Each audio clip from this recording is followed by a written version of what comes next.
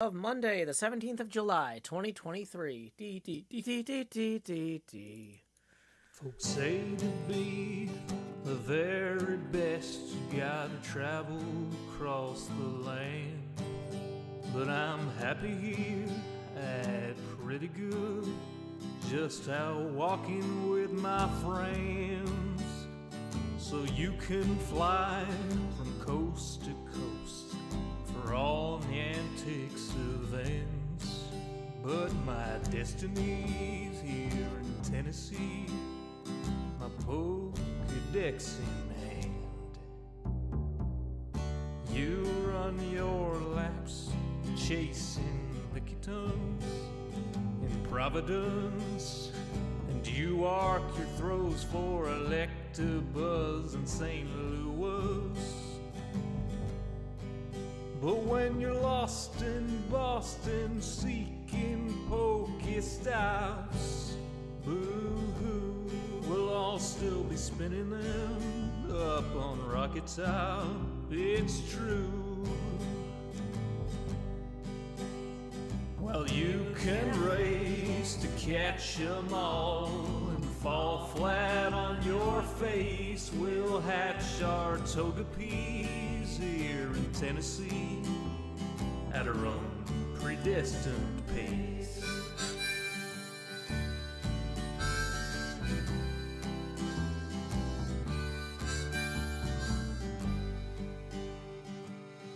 We don't need Tanglers from Los Angeles.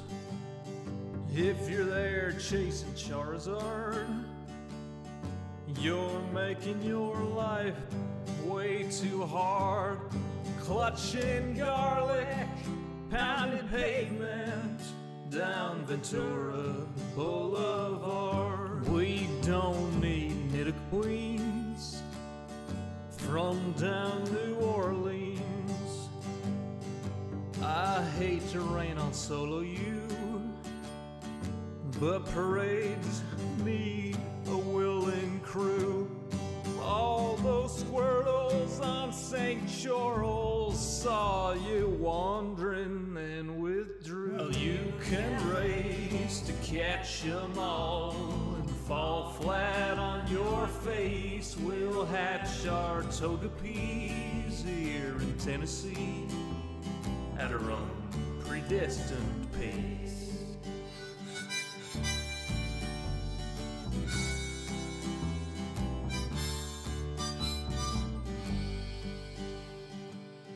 We don't need Lapras from Minneapolis or Polipers from Mississippers.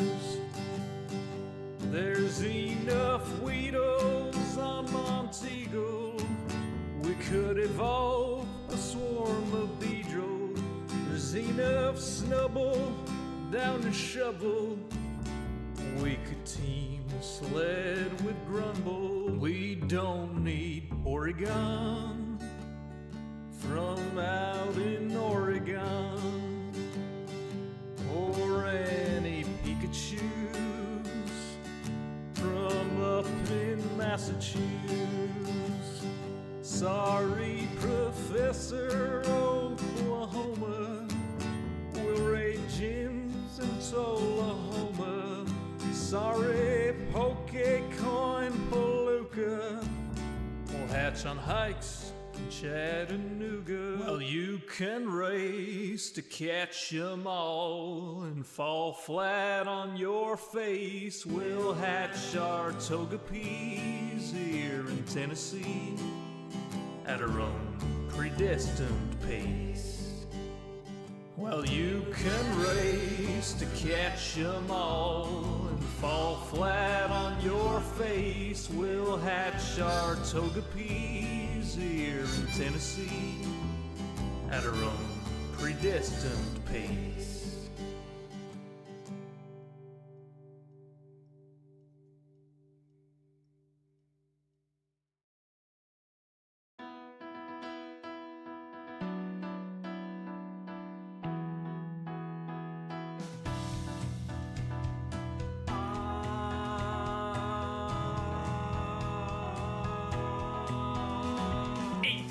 am the usual streaming setup.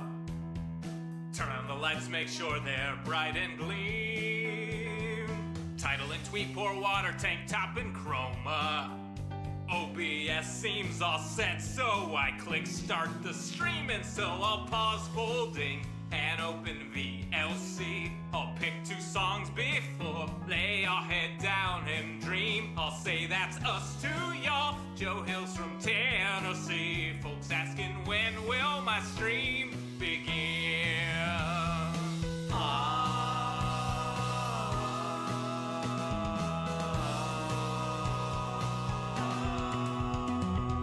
After howdy, it's items and chess tools breaking. Pickaxe from poof while talking to you professional Minecrafter here, there's no mistaking.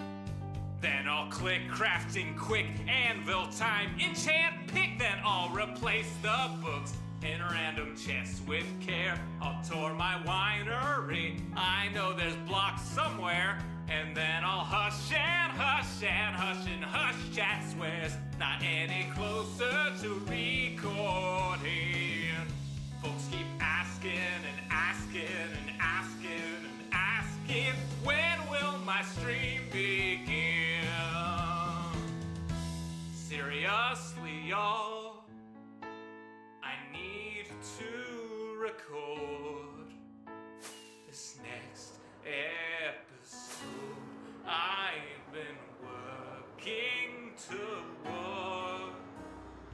I can't edit without footage, no. Once I'm all geared up, maybe we can start the show.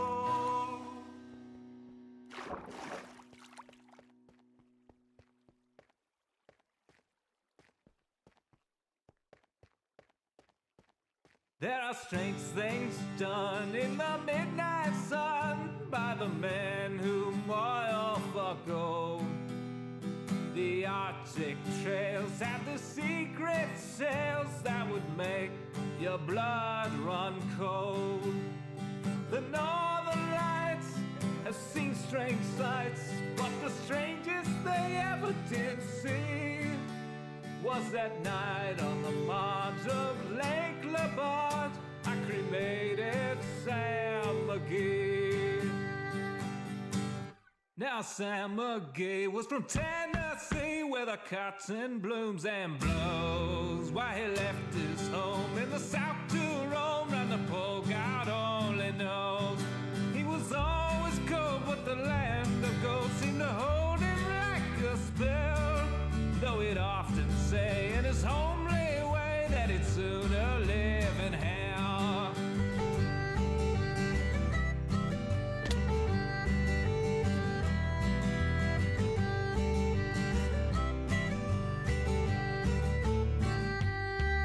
On a Christmas day, we were mushing our way over the Dawson Trail. Talk of your cold through the Parker's bolt, it stabbed like a driven nail. If our eyes we'd close, then the lashes froze till sometimes we couldn't see. It wasn't much fun, but the only one to whimper was Sam McGee.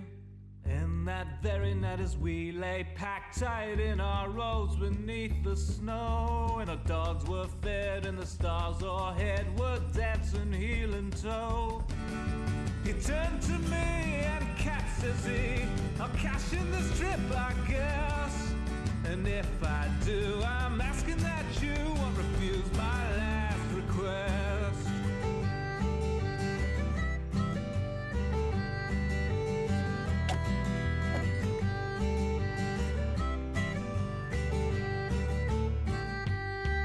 Well, it seemed so low that I couldn't say no. Then he says with a sort of moan, it's a cursed cold and it's got right hold till I'm chilled clean through to the bone.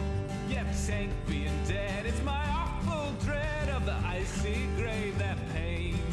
So I want you to swear that foul or fair you'll cremate my last remains.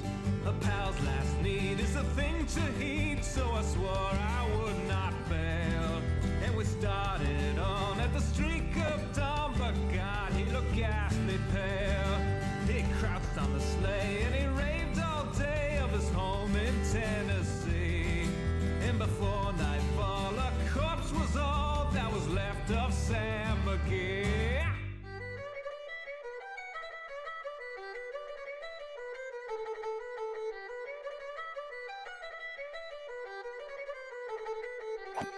Hey!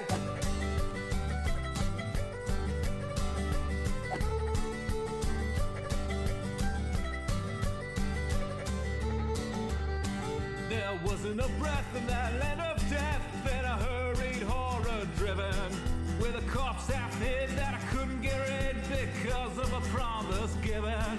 It was lashed to the sleigh and it seemed to say, you may tax your brawn and brains, but you promised true and it's up to you to cremate those last remains. Now a promise made is a debt unpaid, and the trail has its own stern code. In the days to come, though my lips were dumb, in my heart how I curse that load. In the long, long night, by the lone firelight, while the huskies round in a ring howled out their woes to the homeless snows. Oh God, how I loathe the thing. And every day that quiet clay seemed to heavy and heavier grow. And on I went, though the dogs were spent and the grub was getting low. The trail was bad and I felt half mad, but I swore I would not give in. And I'd often sing to the hateful thing, and I hearkened with a grin.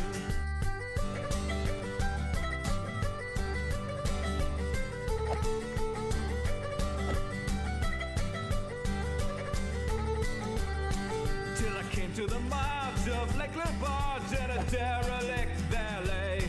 It was jammed in the ice and I saw in a trice it was called the Alice May.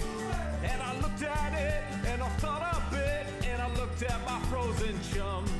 Then here said I with a sudden cry, is the crematorium.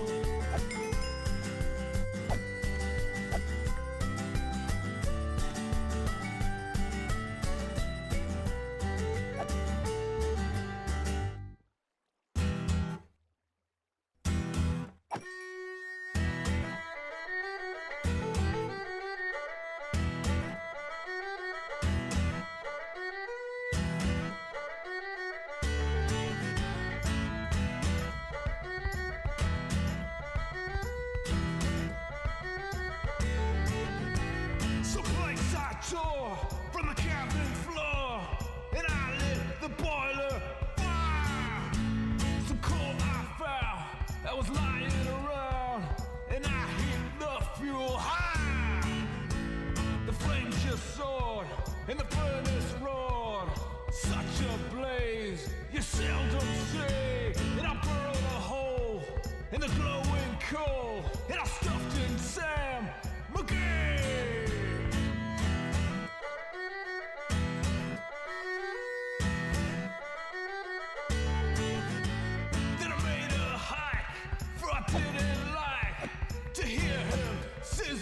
So, and the heavens scowled, and the huskies howled, and the wind began to blow.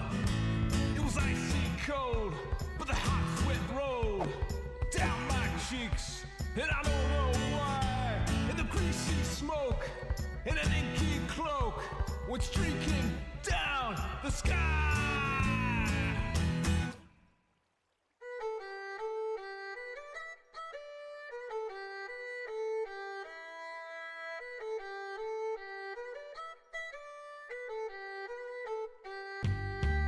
I do not know how long in the snow I wrestled with grisly fear, but the stars came out and they danced about. Here again I ventured near. I was sick with dread, but I bravely said I'll just take a peep inside. I guess he's cooked and it's time I looked, and the door I opened wide. And there sat Sam looking cool and calm in the heart of the furnace roar. And he wore a smile, you could see a mile, and he said, please close that door. It's fine in here, but I greatly fear you'll let in the cold and storm. Since since I left country down in Tennessee. It's the first time I've been warm. There are strange things done in the midnight sun by the men boiled for gold. The Arctic trails have the secret tales that would make your blood run cold. The northern lights have seen strange sights, but the strangest they ever did see was that night on the marge of Lake LaBarge. I cremated Sam McGee.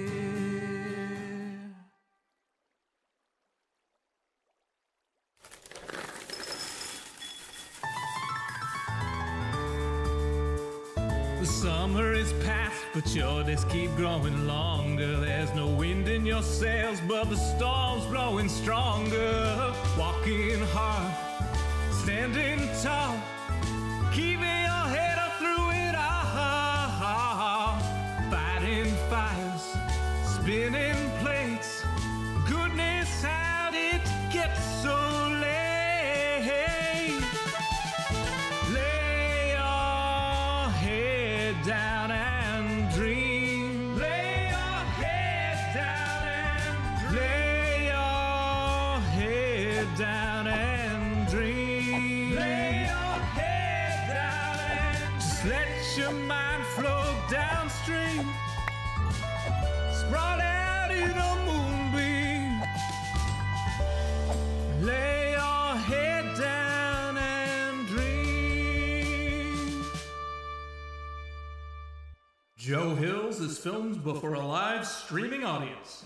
That's us. Howdy, y'all. Joe Hills here, recording as I always do in Nashville, Tennessee. And tonight, y'all are my live streaming audience. We had a few extra songs tonight because I was just hanging out at the post-mortem for PlayOnCon.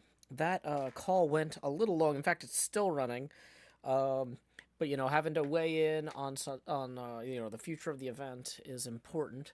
Normally, they would do con and review right after hotel checkout, so everybody hangs out and talks in the cafeteria after the convention. But this year, there were some medical emergencies, and the director of the convention needed to leave, and so they're doing it at 7 o'clock tonight. So I've had busy day. Third stream of the day. One real highlight, though, of the day was I got to go to No Quarter, one of my favorite pinball locations in Nashville. And we had a meetup with about a dozen fans, as well as my sister Quinn. So that was a lot of fun. But basically, as soon as I got out of there, I hopped on this call to talk about next year's PlayOnCon. And now, here I am. I don't know if you noticed, but we kind of bought out Isuma's bone shop. There's no bones left. No bones left in Isuma's. The Ruby Princess says, man, I was here for that. So, yeah, we had a lot of fun at No Quarter. It was fantastic. I got to meet 12 Uis, or a dozen Uis, friend Ray. I got to hang out with Salem and pals. Folks came in from 4 hours to the north, 2 hours to the south, every which direction. Salem says it was super fun. No Quarter is a very cool place, and everyone was super friendly. Yeah, I talked to the owner after the event. He was very happy to have everybody come in. Everybody treated the staff well. That's super important, seriously. Oh, Darubi Princess is right. Okay, I didn't hear, because when you first got there, I didn't hear you say what your online handle was. Maybe you didn't. Okay, so that is right. Great.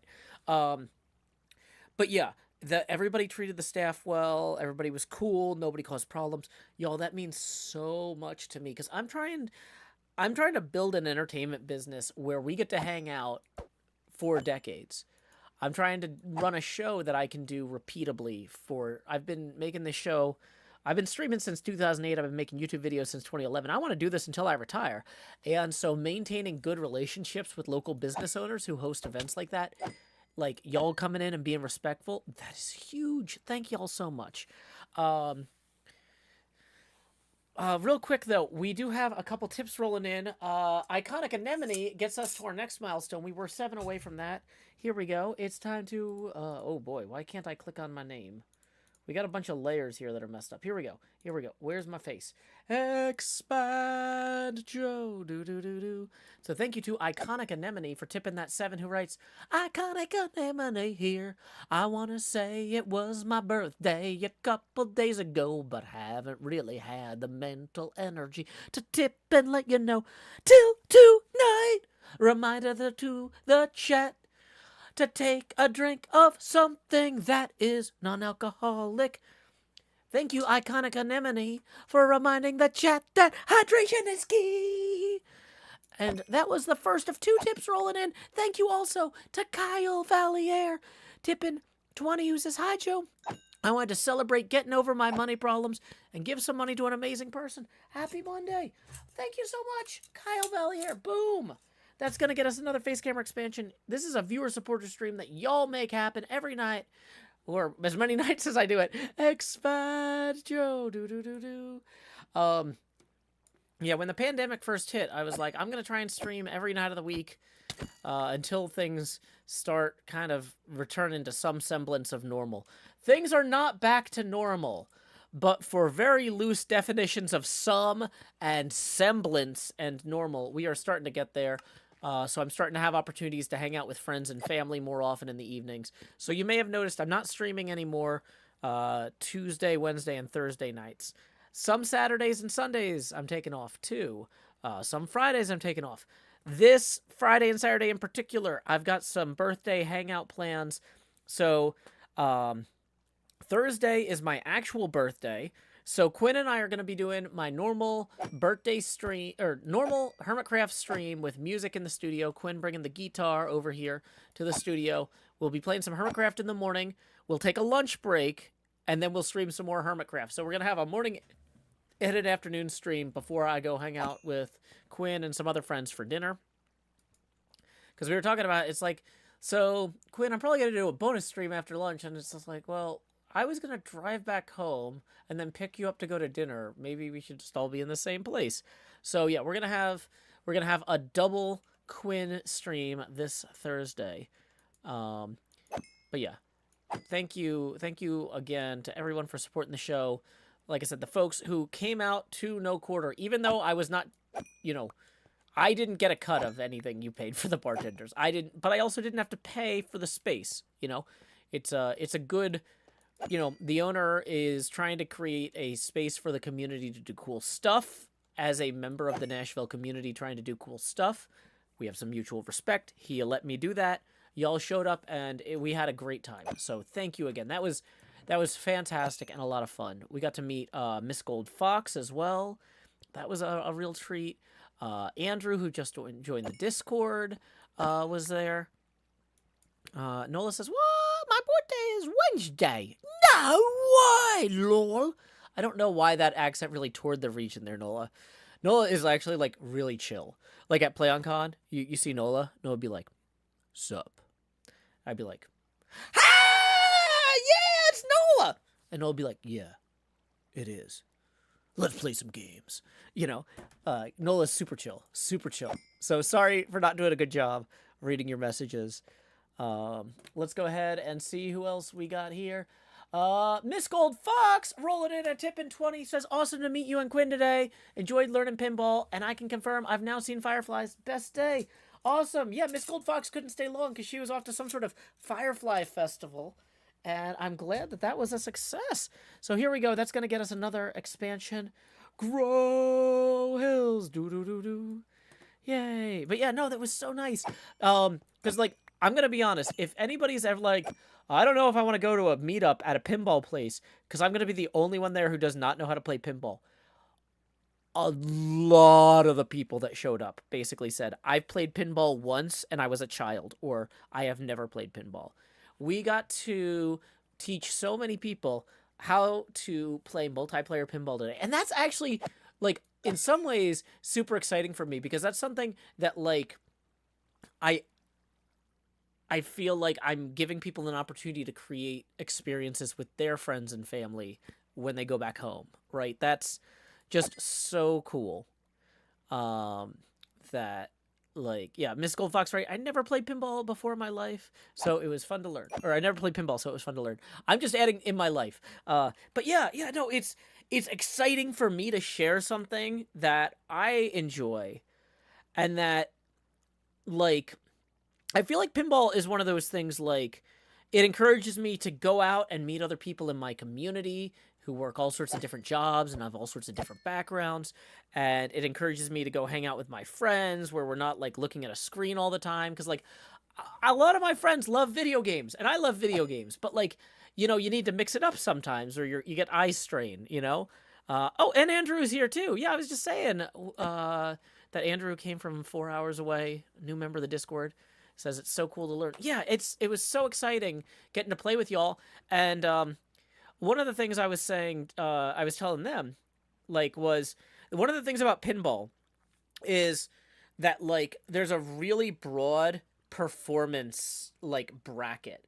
Like, how good I am at pinball, like, some days, like, okay, so for example, I got my, like, best score ever on Godzilla today, which was like 220 something, 224 million.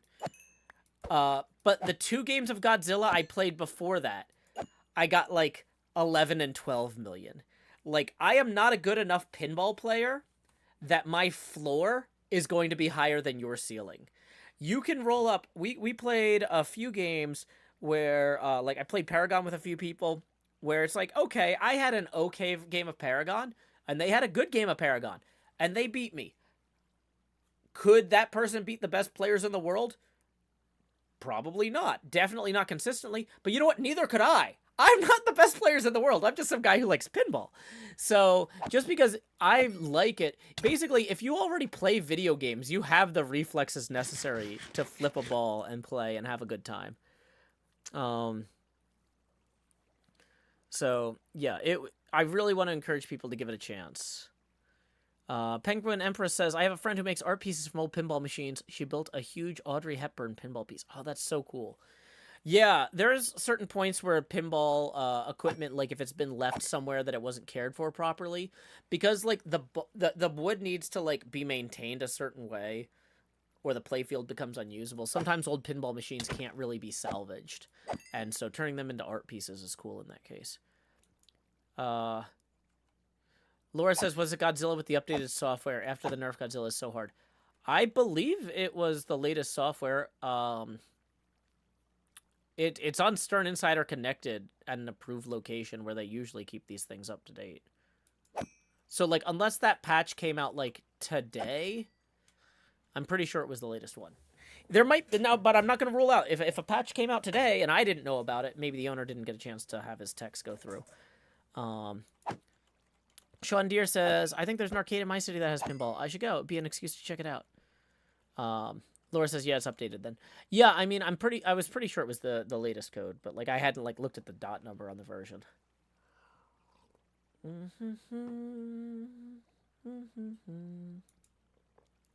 Moon Roses writes, I haven't been able to play much, but my partner and I went to our local pinball bar last Halloween. It was so fun. Oh, that's awesome. Yeah, I'm, yeah, that game, with the 224 million, that was just, like, I just started playing, and I had a good ball. Like, I had a good first 2 balls to kind of set things up, and then ball 3, just things went right. But, like, that's a combination of, like, you know how they say, like, success is a combination of luck and skill? Like, I would say consistency is a combination of skill and practice. You know what I mean? Like, you can be the best player in the world and still have bad luck sometimes, but, like, I could play the best players in the world, like the top 10 players, where I do my 100 best games of Godzilla, and none of my 100 best games would be better than, like, their best of 3. If it was their best of 1, maybe I'd have a chance if they really got unlucky, but probably not. You know, like, by the time they get to their 3rd game, they're where they need to be. Whereas for me, it's like, I'm all over the place. Luna says, I've only played pinball once when I was a small child, but I think it'd be fun to learn. Well, one thing to keep in mind. Oh, and this is something to mention to Andrew. Now that you're a member of the Discord, in our Discord, we're actually running a weekly pinball tournament. That's with the software game Pinball FX 3. Let's see here. Where is that under? That's under weekly events or activity sign-ups. So yeah, weekly pinball challenges. And so we're only 2 weeks into the second half of so basically we're doing a 6-month tournament. So that's like 26 games and only your 15 best matter. So even if you're joining 9 weeks in, you know, you don't get to drop scores, but you're not going to be at like a huge disadvantage. So I've just posted the link, the match play link there, so you can see that in tournament 1, Toxic Glitter won both tournament 1 and 2, and so Toxic is ahead in the series right now. But yeah, so we're using Pinball FX for that. This week we're doing Attack from Mars, which is a space-themed pinball game. You know what? I'm like, my brain is all over the place today. This is my 3rd stream. We're killing skeletons anyway. Let's load up Pinball FX real quick. So Pinball FX is basically Pinball FX 4. It's the spiritual successor to Pinball FX 3, but they decided not to name it Pinball FX 4 because #reasons. I don't actually know. So let's move some windows around so we can do this. And I'll show you all. So week 3 just started last night, and that's Attack from Mars, which is a really classic pinball game with. It's one of those easy to learn, difficult to master type challenges. So what I can do, let's remove the setting up stream, and let's add a game capture. Add existing Pinball FX. Is that going to show up? Okay, so we're gonna make that here, and we can put that lower, bleep, bleep, bleep, below me. Let's maybe move it on that side just for kicks. Okay.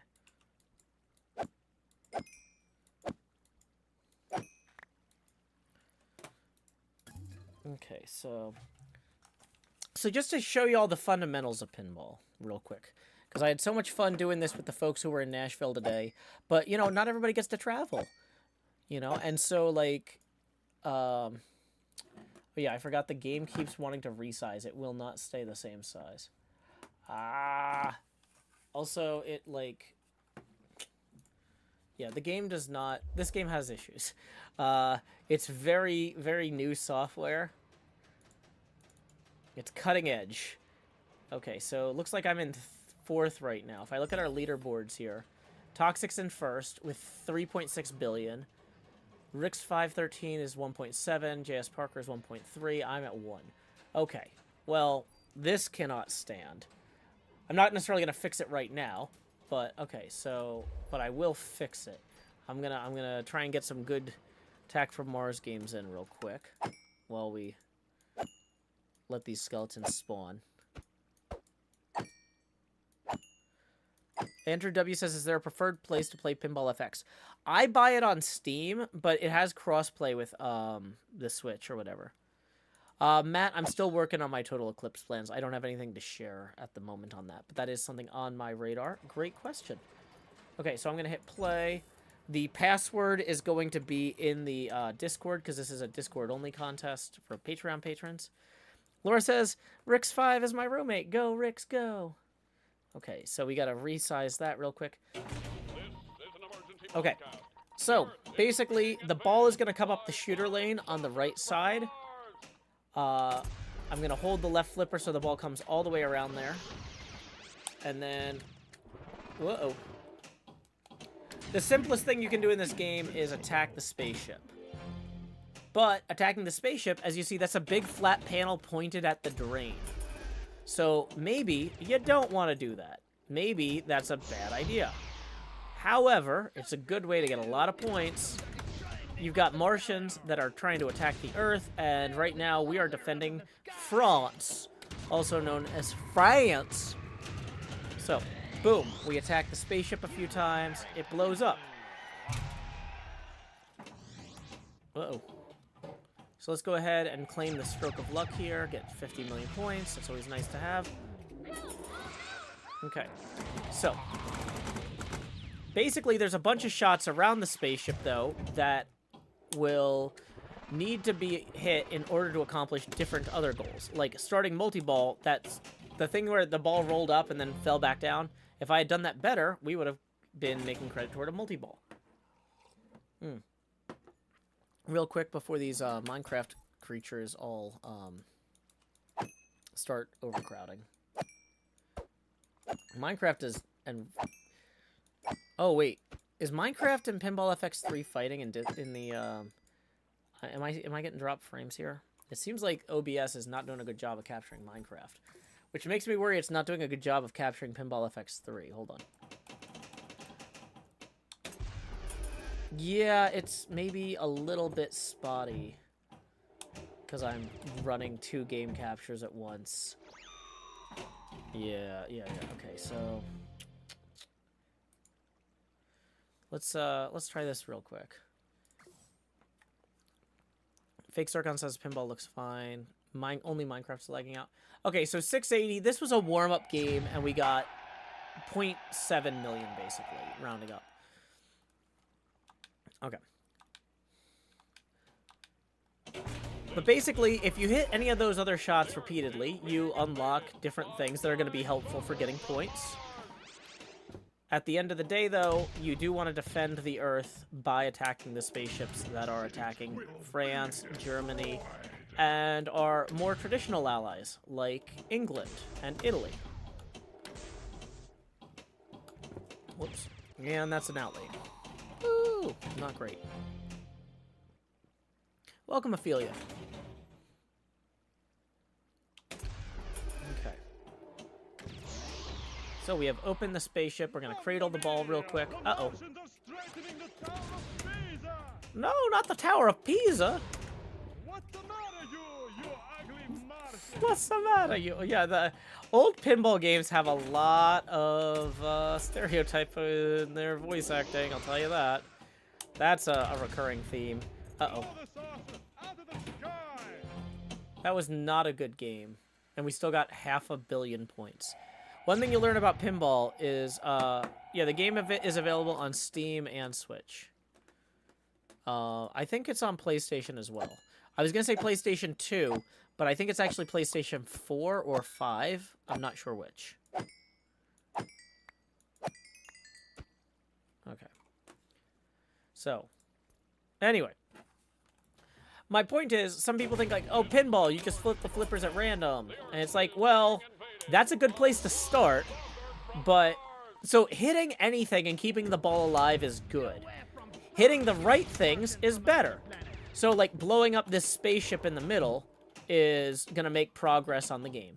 Hitting the stroke of luck when it's lit will get us 50 million. That's nice. There we go. There's the saucer gun. So we get... So, here we go. Let's go for some of these side targets for a minute. Light the lock there. Toward the multi-ball. Ah, oh, dang it. To Ruby Princess says, I walked in like 20 minutes after the meetup started to witness Joe getting the best score ever on Godzilla, and I was sort of standing behind him like, does this happen often? I mean, people stand behind me while I play pinball all the time. But no, I don't normally get my best score on Godzilla. That's rare.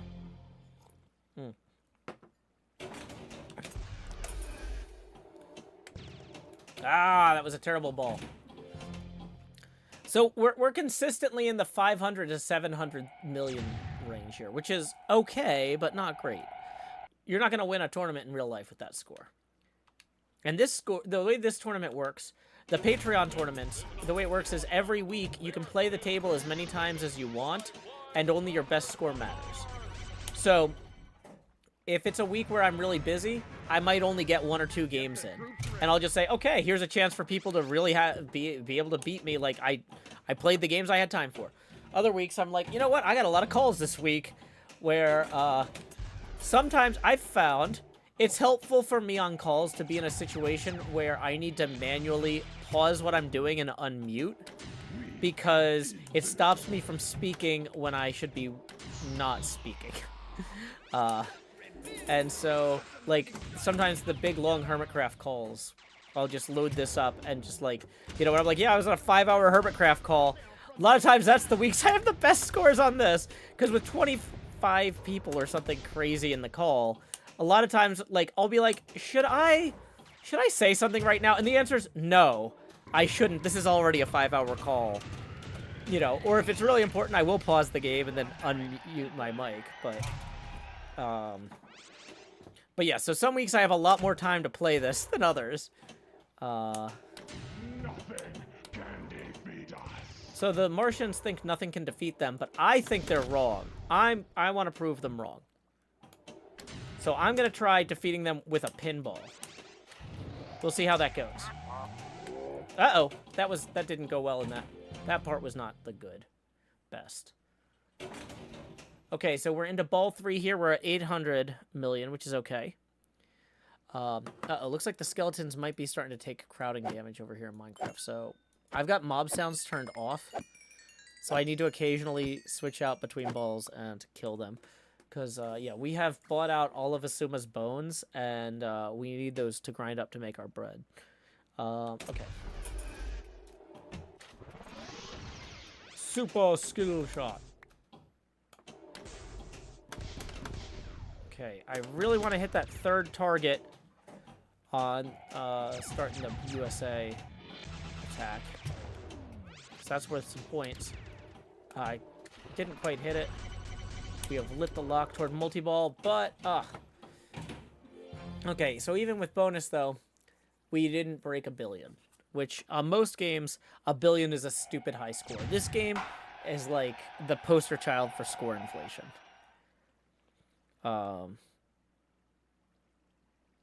Hey, Gusty, I was just showing off Attack from Mars. This is our Discord, Patreon challenge table for the week. So I wanted folks to get a chance to kind of... Deruby says, a 5-hour call sounds exhausting. Well, it's a lot easier if you let other people talk for a lot of it. But, like... it's funny because, like, people are like, oh, people don't appreciate how much planning went into this Empire's crossover. A lot of, like, 40 people yelling at each other went into the crossover, but I will dispute how much of that was planning. It was a lot of people trying to talk over each other on the phone. Like, I don't know if you've seen the Empire's Mario Kart streams that we've done. I've been on Empire's streams with, like, Ollie and a few of the Empire's people playing Mario. It's like that, but with 3 or 4 times as many people. And so, like, you know, some people can process that sort of information better than I can, maybe. But I'm just, like, listening for keywords in, like, the hubbub. You know what I mean? Like, during those calls, and I'm like, okay, wait. No, what that person's describing sounds illegal in the United States. No, we can't do that sort of giveaway or whatever, because that would be an illegal raffle or... Like, but basically it's like, unless somebody, like, is going to do something that will get the Federal Trade Commission involved, or, like, is really missing something important to my community, for the most part, I'm just like, okay, just letting it go. You know? Like, at least on a call that big, you know?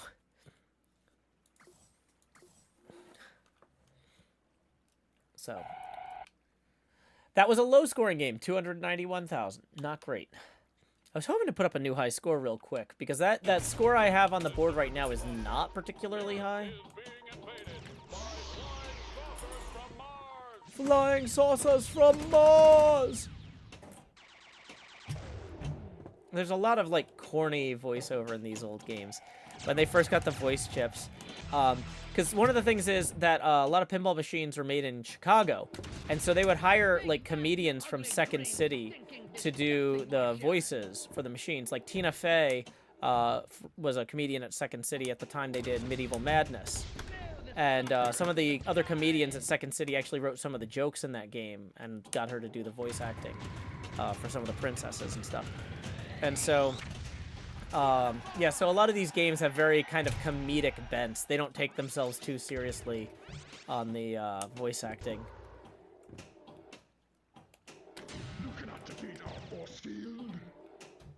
It's just kind of fun and campy and goofy. I don't know, I like it.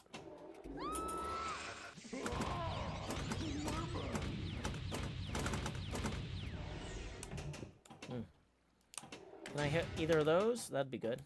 We can hit that middle one. So because this is on like pro tournament mode, you gotta actually hit like the one that's flashing, not just the bank. The Ruby Princess says occasionally the EU and the US will invent things that are completely illegal in other places. Yeah, that's... Yeah. Like, that's the thing, is like there can be all sorts of stuff that's like completely fine one place, and it's like, oh, actually we can't do that, or you can do that, but the rest of us can't. Some of us can't. So if you look at the top, that's what's called the dot matrix display, or DMD. DMD. It's dot matrix display. DMD. Da, da, da, da. Dang it. I am not doing a good job of hitting these shots early on. Ah, no! I knew as soon as I hit the, I flipped it up toward the eye there. I was like, that's not coming back in a way I can salvage. I just need to accept that. Adam says, heard DMD, my ears perked up. What's up now? Oh, we were talking about the dot matrix display in the pinball game, which we are going to get back to shortly after I make sure these skeletons don't actually, like, overcrowd. I had to, like, block the Minecraft visually because it was not working with the, what do you call it thing?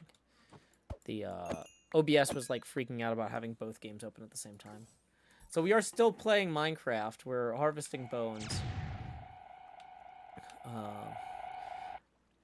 Nola A says, shout out to the American prescription drug ads. Completely illegal in most of the world. Yeah, good point, Nola. Yeah, that's why I don't show up in, you know, Cleo's videos being like, let me tell you about Drug Supro. I'm trying to think, like, what's the most fake name for a drug I can think of? Drug Supro sounds pretty fake. Okay, dang it. Gotta hit that middle one.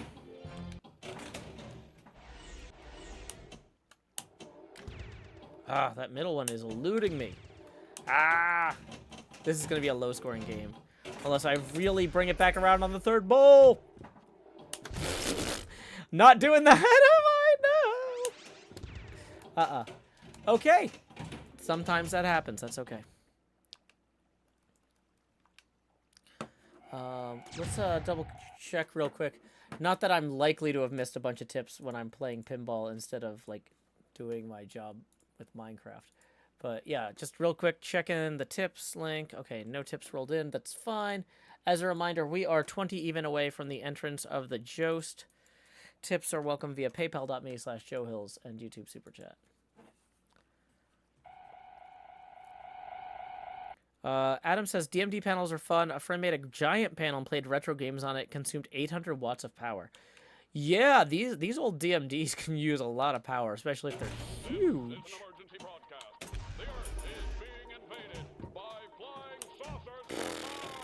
No ball save, huh? No ball save. Wah, wah, wah. Okay, when I said the last game was like the worst possible, this one started off weak, I'll tell you that. Okay, hitting the same T repeatedly on Martian, you get benefits from like spelling the whole word Martian. Like that's good. But if you just keep hitting the same letter, it doesn't really benefit you the same way.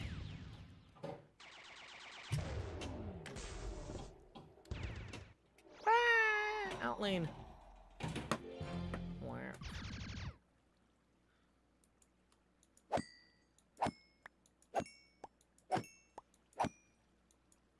Martians, Martians, Martians.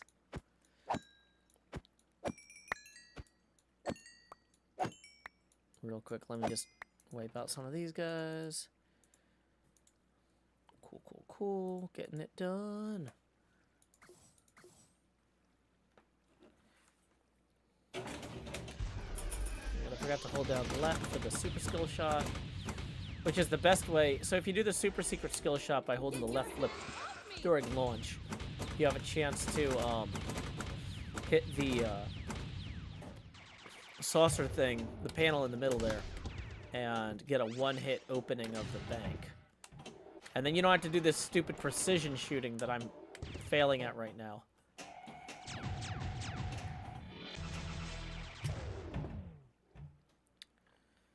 Okay. Oh, come on, I almost had that. Yeah! Oh, screaming externally. Oh, no. I told y'all that was a dangerous shot, going directly for something that points straight down, flat toward the drain.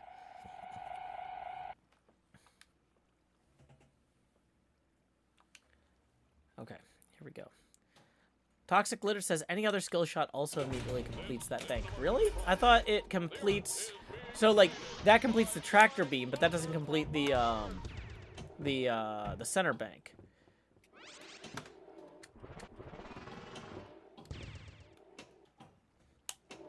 You cannot defeat our force field.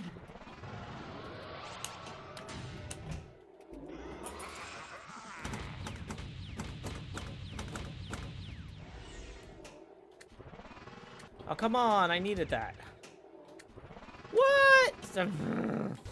That lock is very frustrating.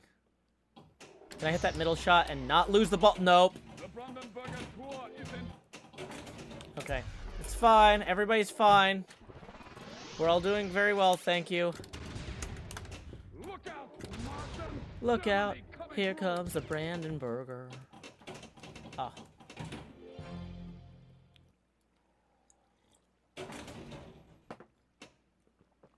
Red is fun. If you go to Pinball map, there's actually a really good map of where all pinball machines are. Now, like, there's a lot of places you could live that might have no pinball machines near you. Gusty Gale says, applause at pinball skills intensifies. The first 4 games, I hit like 900 to 700 million consistently. Now I'm all over the place. But maybe that just means I'm loosening up. Here comes Joe Hills.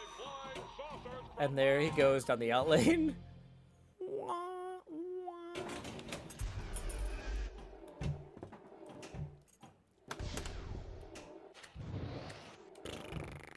Okay. There's that T. We're consistently hitting the T in Martian. We're consistently getting rollback on the light lock. Okay, so you can backhand the stroke of luck. I'm just trying to find the shots at this point. I'm not even worried about score. Okay. See, what I'm doing right there where I'm hitting those posts, that is not finding the shots. See, I'm figuring out, like, where... Okay. Where on the flipper do I need to flip? Okay, so that's going to open up our centerpiece.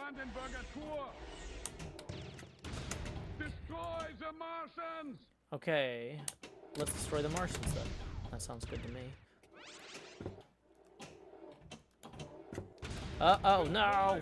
So close.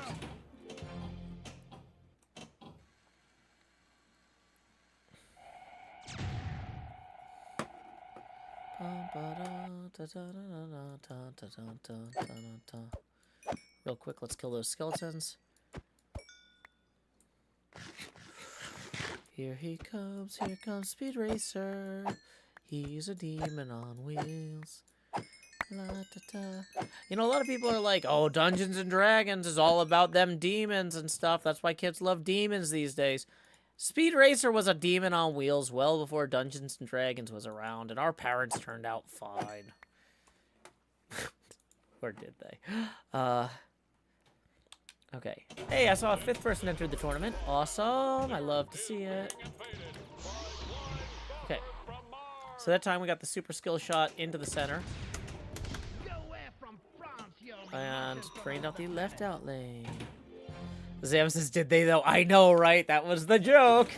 Wah, wah. Okay. Don't think I held the left flipper down hard enough when I was launching there. Blow the saucer out of the sky! D&D forever. I've been kicking around an idea for a character for upcoming charity D&D or Pathfinder games. And I think that this character could actually work if you played it like straight in like a long-term campaign, but I think it would be especially funny in like one-shot settings. In one-shot settings, I found I always want to play a character who is basically an enabler. I don't want to play somebody that's trying to steal the spotlight. I want to play a character that gives whoever wants the spotlight extra funny stuff to do, right? Like, I want to give them more comedic opportunities, because for, like, a charity stream, it's about entertainment, right? It's not just us having fun, it's trying to have fun for a cause. So, the character that I normally play at D&D streams is a sorcerer named Handleton Beestinger, who's, like, a tabaxi, who's basically based on Ted from Bill and Ted, who's, like, no matter how bad somebody else's idea is, he'll, like, try to find ways to, like, yeah, let's do that, right? And so, like, but, like, the whole character is, like, what you might consider an enabler. And so, if somebody has a bad idea, he's gonna have, he has very limited spells, but one of his spells will help with that bad idea. I've got good coverage of the sorts of bad ideas people have and how to enable them. And I was thinking that an idea for a similar character I could run for charity streams would be a cleric who is from some sort of society that, like, worships violence, but he hasn't earned the ability to commit violence himself yet. Like, he has to travel as a healer with adventurers as, like, part of, like, a pilgrimage, so that he can one day return home and commit acts of violence himself.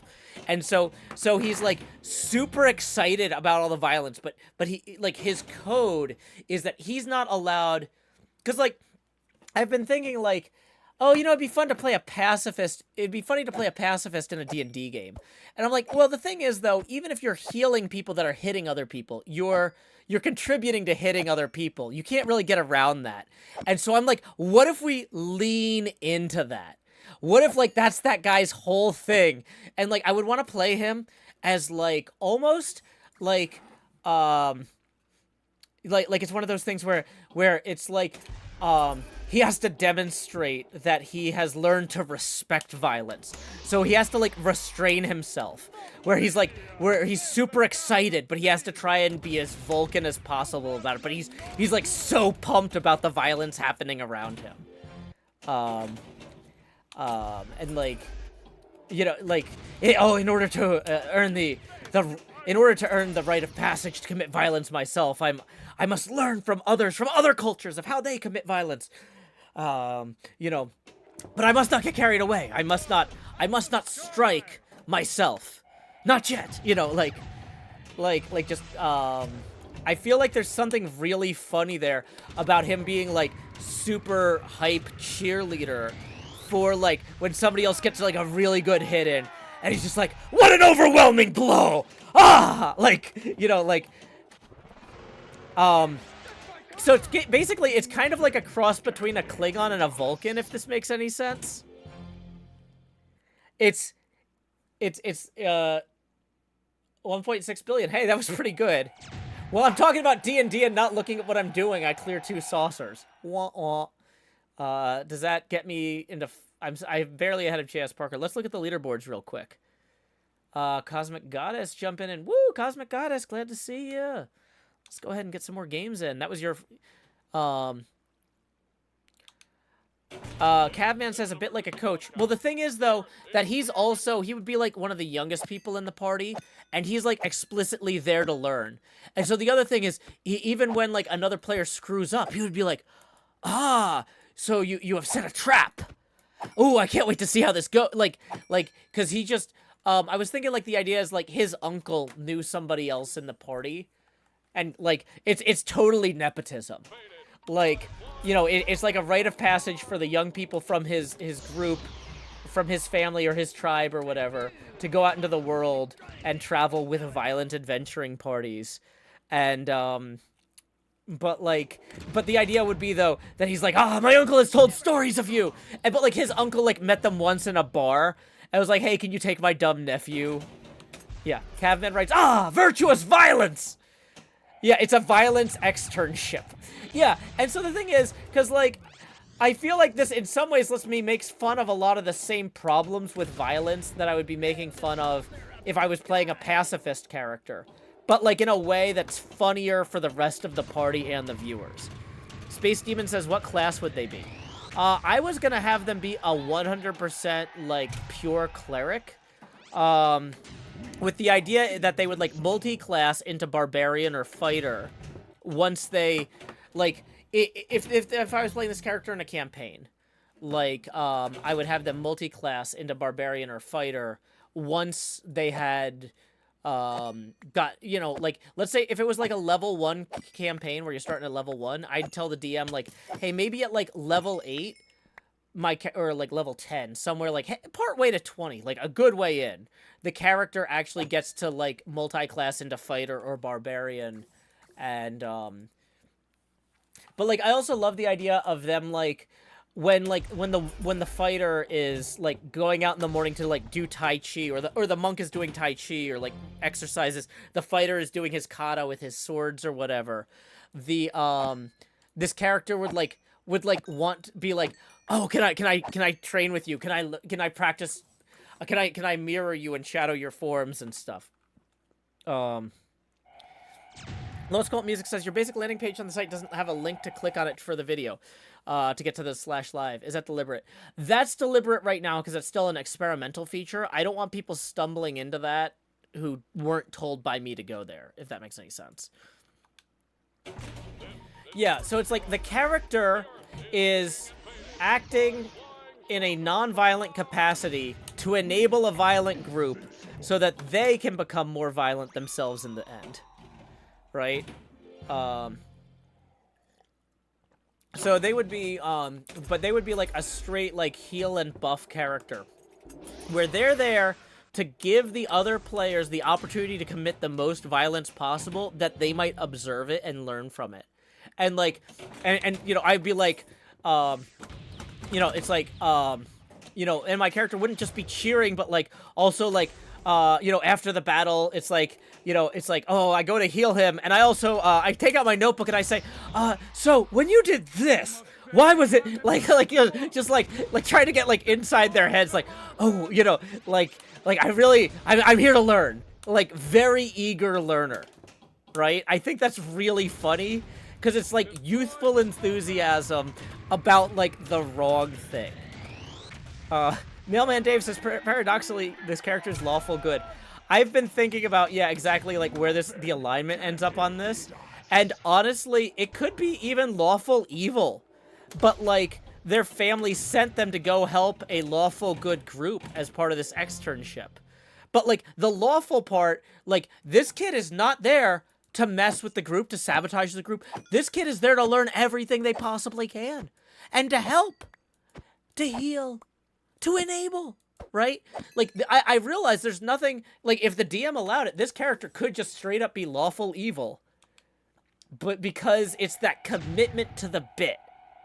This character is all about commitment to the bit, and that's, I think, one of the things that makes D&D characters funniest. And, yeah, it's like, I could tell the DM straight up, like, this character will not double-cross the party. This character will not go for, like, some other evil organization. It's like, my uncle sent me here to learn from these people. I am fully committed to helping these people, whatever their objectives are. I am not a leader of these people. I am not there to dispute their decision-making. You know? Like this character could function fully in a good party. This player could be in a chaotic good party as the lawful straight man, if that makes any sense, but also be lawful evil. Space Demon says, what race would they be? I put some thought into that. That part is less absolutely important. But real quick, let me kill these skeletons. If I was doing it in Pathfinder, I love the idea. I was trying to think of like a species that is like off the beaten track, right? Like I don't want them to be just a human or an elf or something. Real quick though, Red is fun, tips 2 and says, amazing idea, totally original idea from the normal. The bard is the comedy relief. That's the thing, is like the bard is expected to be goofy in this way. I was like, what's the funniest cleric I could play as? But anyway, thank you. Red is fun too. That puts us 10 away from the next Face Gamer expansion. Tips are welcome via paypal.me/JoeHills and YouTube Super Chat. And like the thing is though too, a lot of times the you know, with paladins and clerics, the joke is that they're trying to convert everyone. But like what I was thinking is like there are a lot of religions in the world that are not conversionary. Like Christianity was very conversionary, and so people start assuming all religions are big on conversion. But like this guy could be absolutely devoted to his religion, but the way he's devoted to his religion is by learning about other people. His religion says go out and heal people so that you can learn violence. Don't tell them what to do. Observe what they do, learn from them, and then come home and help lead your people, right? And so that's the thing though, is this is not like the barbarian love violence, barbarian smash guy. This is a scholar who's going out into the world. He's basically the excited. It's like his parents are like in charge of this tribe, and he got this internship overseas, and he does not know what to expect, right? That sort of thing. And so I was thinking if I did it in Pathfinder, it would be as an Udine, because they're like sea creatures, like they can look like humans or elves or whatever, but they have like secret gills. They're almost Lovecraftian, right? So I would look like a human, but I would be amphibious.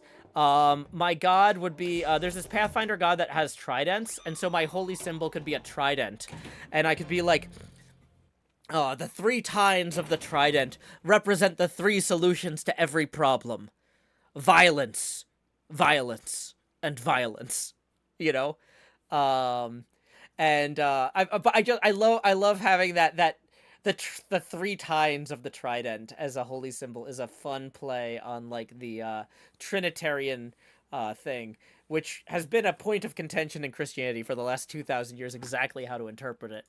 And so just having this interpretation of, yes, the 3 tines of the one trident.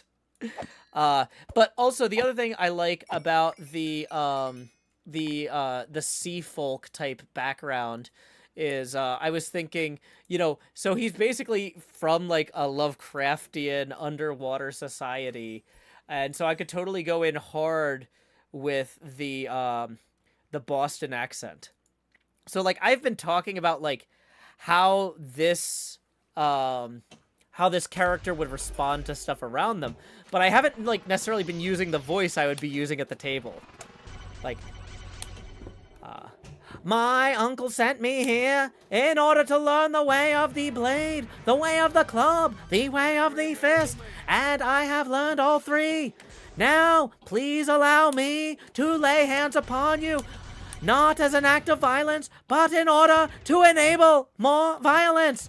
With each healing dye I pour into your body, more blood may you extract from your foes. Or something like that. You get the idea. The Martians are destroying the Apple Tower.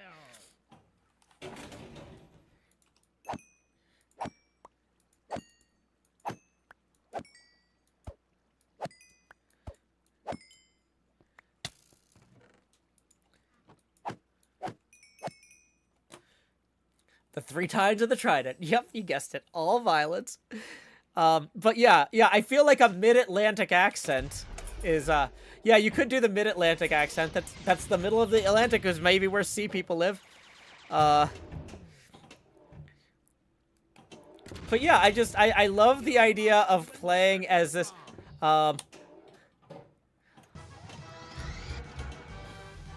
This Missiles locked on target. Like, it seems we have vanquished all of our foes. Would you like me to heal any of them, that you may question them, or continue to beat them into submission? Because that's the other thing, is I love the idea also that this guy, he's like, I'm here to heal people so I can witness violence. So if you want me to heal the other guys, like the rest of the party is constantly like, because he's not worldly. He doesn't know how the real world works. He's just like, ah, the battle is over, but perhaps it is over too soon. Are there any of these fellows that you would like to continue to thump? Like, I can heal this fella for 3d8 of health, which is a goodly amount of blood in a knoll so small.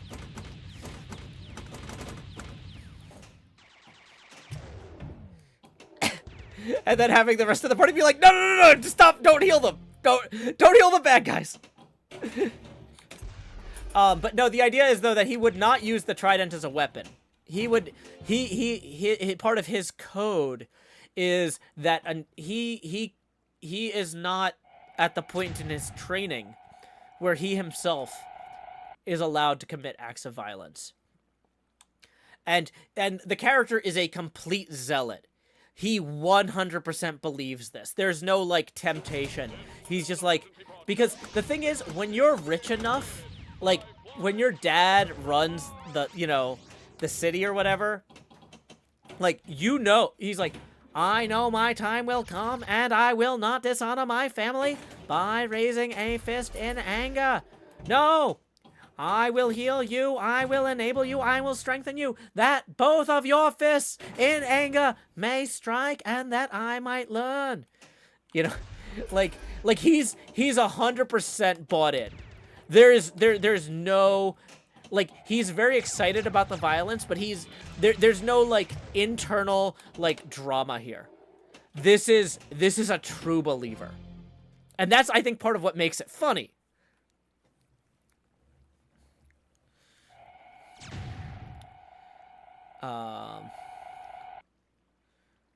Yeah, to do, like, what's considered so that's, like, basically a Cape Cod accent, which JFK was kind of famous for having one of those, which is why if you've seen Clone High, which features a clone of John F. Kennedy, you might find that familiar.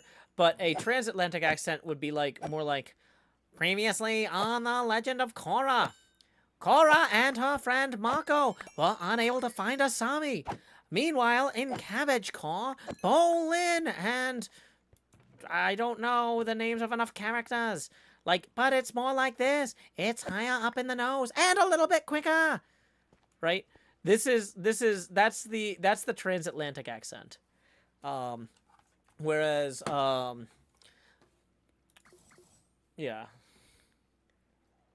Flying saucers from Mars! The Ruby Princess says, I played D&D exactly once. I have no idea how it works. I was thinking about playing an arrow ace bard with high charisma stats who, when looked at to seduce people, just sighed tiredly and trudged off. I will say, like, the lecherous bard is a very overdone thing. So the arrow ace angle is solid, but, like, it's almost like the thing you're making fun of hasn't been funny for so long. Like, it's hard to make it work even as a joke anymore. You know what I mean? That would... I appreciate what you're trying to do there, but yeah, I think that would be a challenging character to pull off. I think you're better off just abandoning the lecherous bard as an anchor entirely, if that makes sense. Like, and that's part of comedy, is you want to defy expectations, but, like, sometimes, so, which you're trying to do by doing the opposite, but, like, the expectation is, oh, we're gonna have some sort of bard thing with lechery. And it's like, it's better to just go a different direction, you know?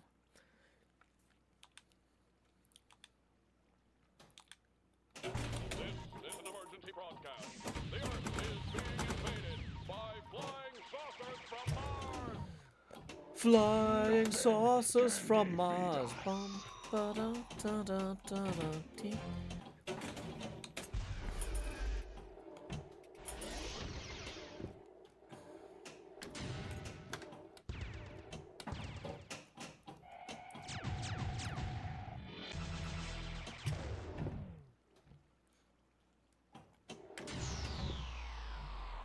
The Brandenburger Tor is in danger.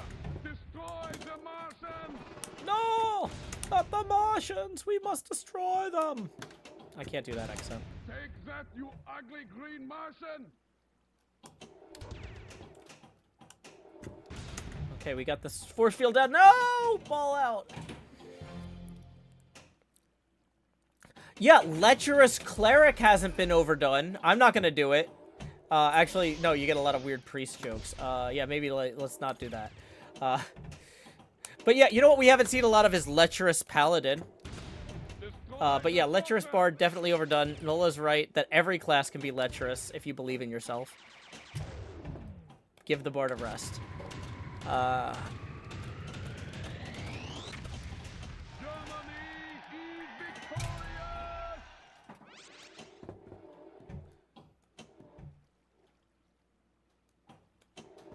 Dang it.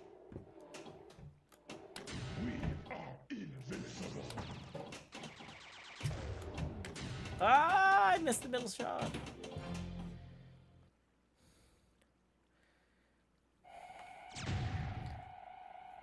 Have a good night, Red is fun. Thanks again for the tip earlier.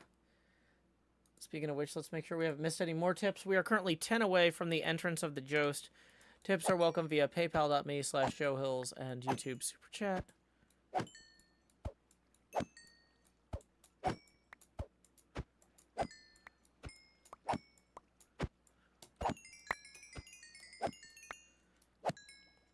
I do also hope that me playing a lot of games where I don't do well demonstrates to people, though, like, hey, you know, you might see, like, somebody has, like, a really high score on the table, but, like, they had a lot of, like, 300 million scores, too. You know, like, immediate ball out. Wah, wah.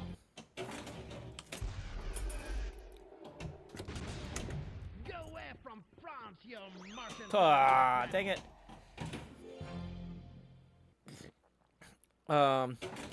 Ray says, I'm learning a lot about pinball I hadn't at the meetup. Well, that's the thing, though, is you have a different eye for it now. Like, having stepped away and come back. Yeah, the first time you do anything, it's going to be a little overwhelming, you know? Blow the saucer out of the sky. You are very skillful.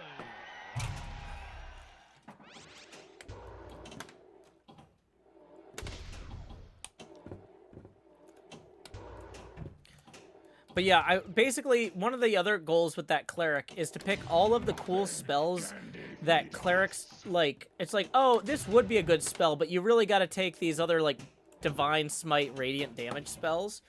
I like the idea of having a character that has all of the fun utility and goofy spells that, like, nobody ever picks, right? And so because this character doesn't choose any spells that can hurt anything, I would get to do some stuff that other people don't normally get to. This is an emergency broadcast. The Earth is being invaded by flying saucers from Mars. Sacre bleu! The Martians are destroying the Apple Tower. Oh, dang it. I just realized I had the wrong chat open on Discord. Sorry, Discord.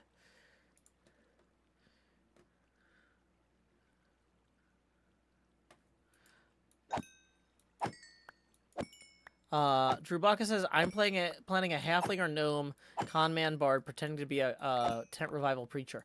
Oh, if I was playing as a rogue, I would totally have my rogue character have a cover job. And preacher would be a fun one.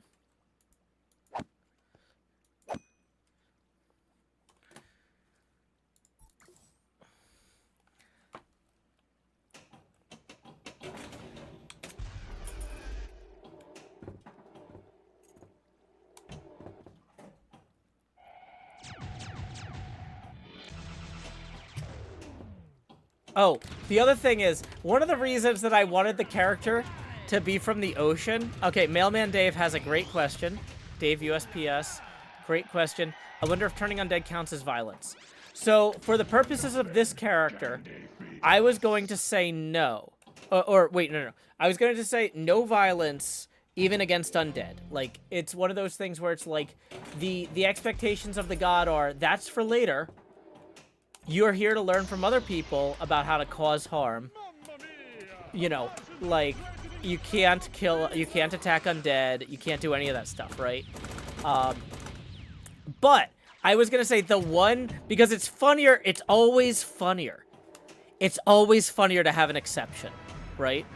So one of the things I was thinking about, the actual reason, not just the trident and the 3 times joke, but the actual reason I wanted to have this be a sea person was because, basically no fish are vegetarians. Like, as you know, almost all fish, at some level or another, eat other smaller fish.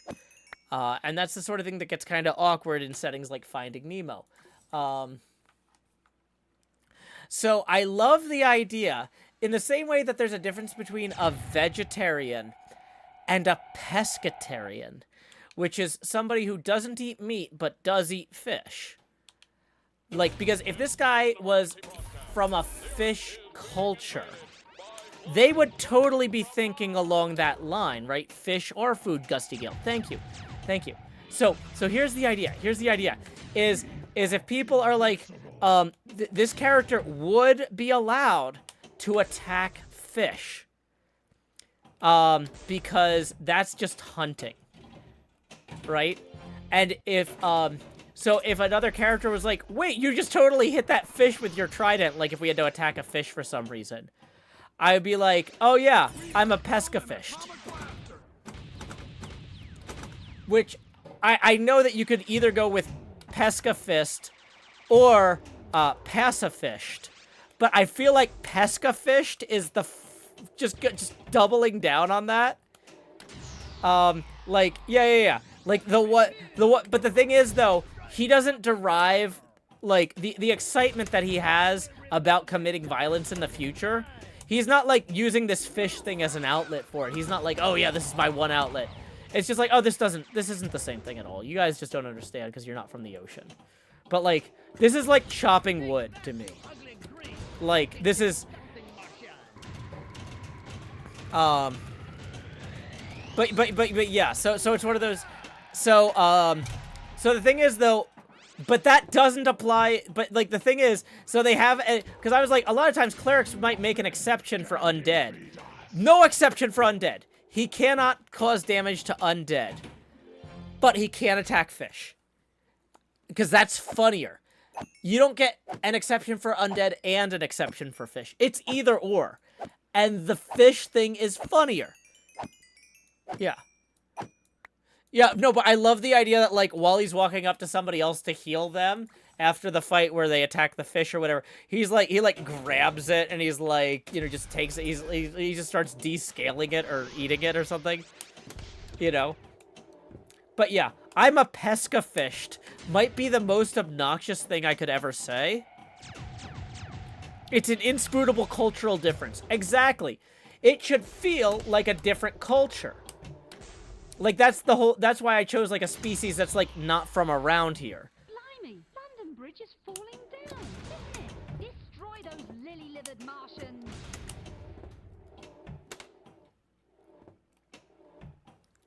But yeah, I want it to feel like a different culture. And I feel like the pesca-fish thing is just the most obnoxious possible way to do that. That was almost a good game. If I had hit that England, that might have helped.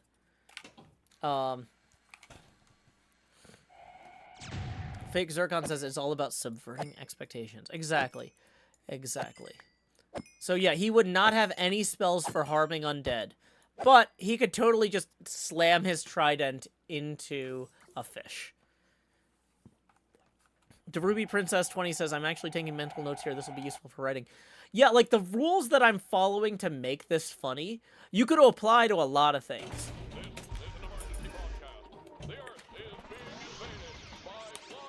But yeah, I think to write a good character for a D&D charity stream, it needs to be funny.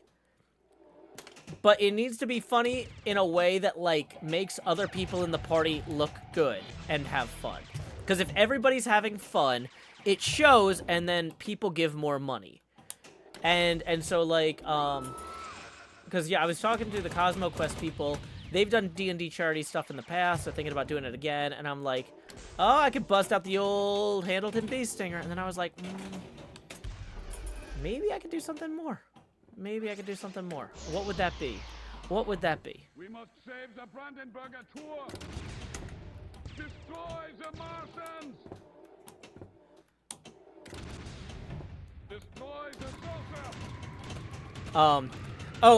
Somebody, okay, so here's the other thing. So I've actually thought a lot of the questions y'all are asking are questions that I think other party members would ask during the stream. So I've been trying to think of funny examples of them, right? Some funny examples of ways to answer those, because they are going to come up. They're logical questions. And so, Loopy says, what if the DM comes up with a fish monster? Does that still count as a fish? Or is it a monster? Is it an undead fish? And so, you know, my character would, I think, respond with, you know, when it comes to violence. I don't know why I keep doing, yeah. When it comes to violence, there is no higher law than the law of the sea. And the law of the sea is, the sea cares nothing for your legalism. And then, like, if they really want to, it's like, you know, we have heard you land dwellers with your maritime law. It is a pale mockery of the true law of the sea.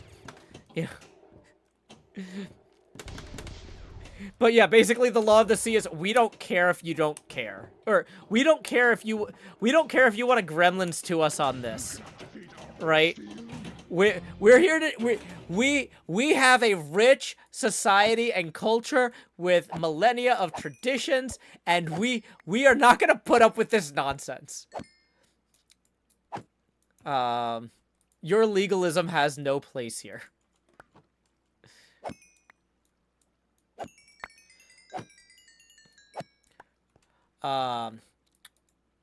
So, Space Demon says, I'd like to make a funny Isk Barbarian for an upcoming one-shot. How do you make a funny character while also being fun to play? I think being funny is... Being funny is the victory condition, right?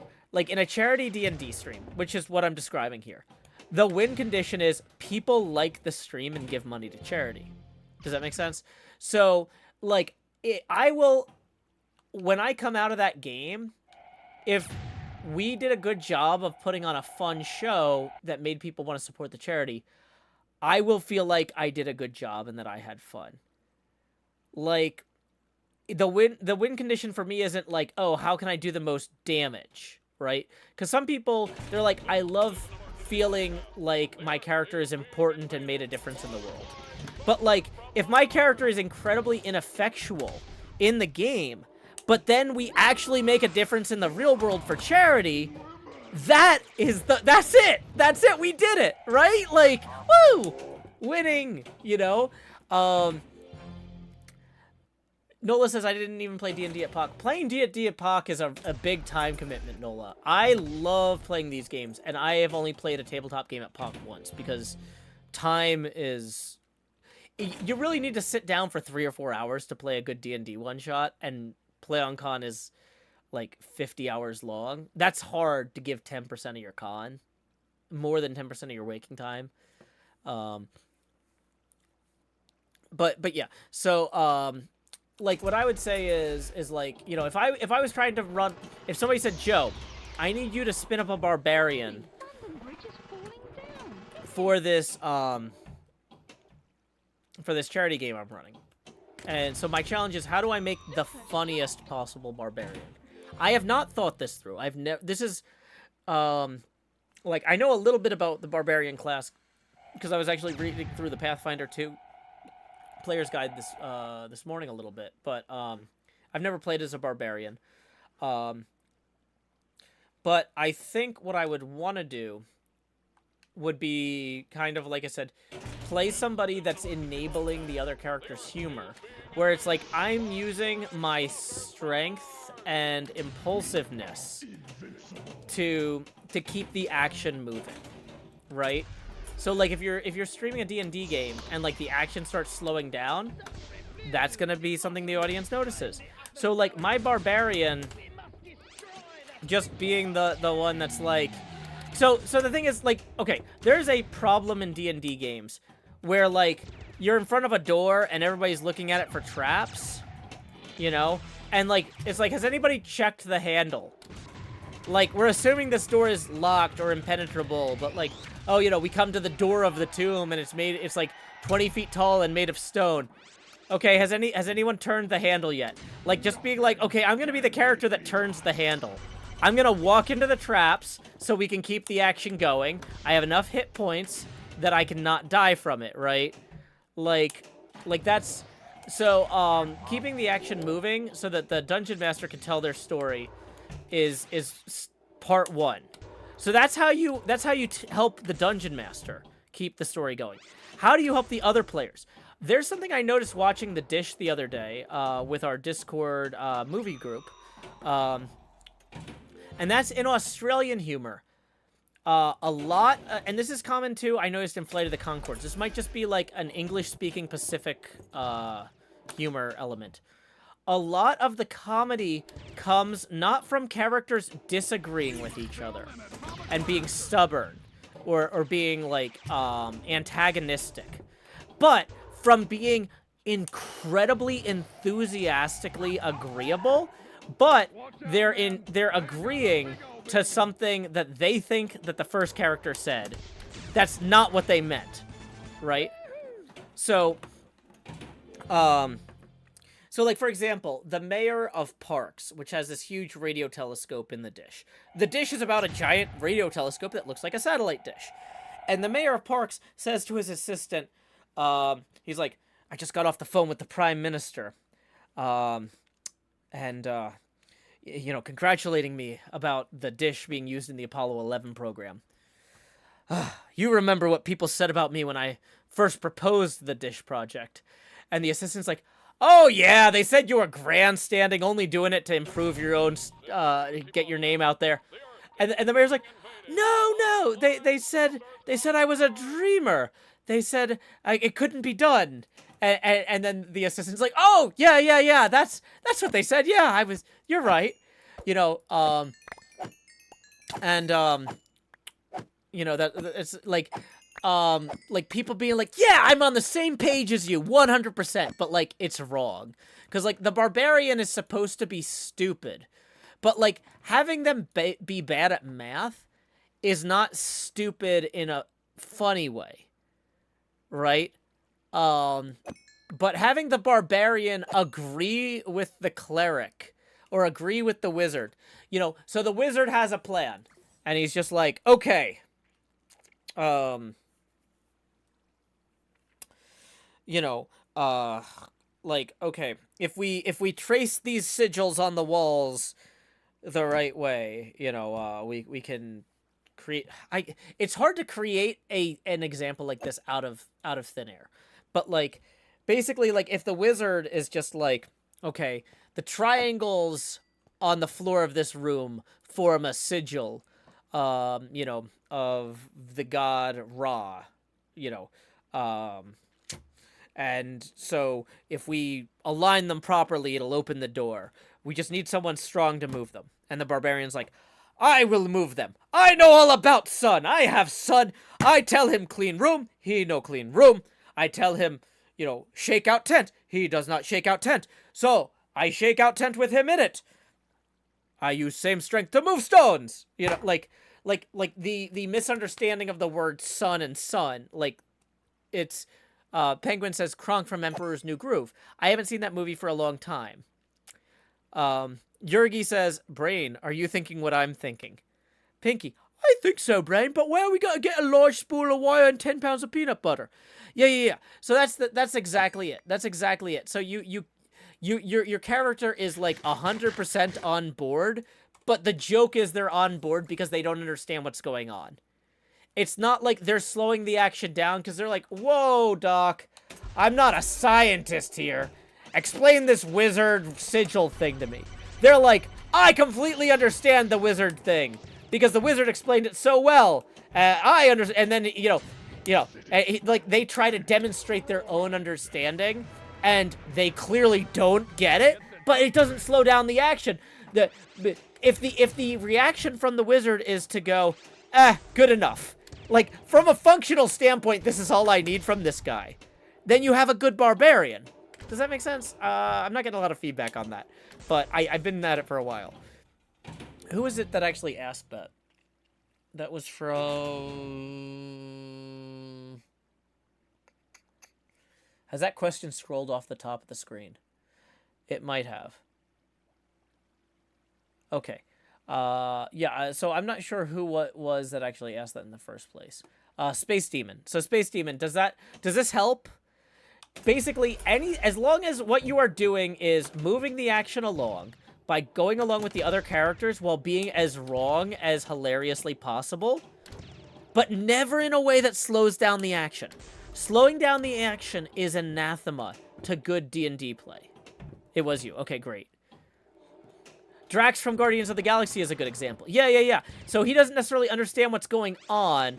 Well, I will say, one thing in Guardians of the Galaxy is they actually have the action slowed down a lot because they're not because of their fights.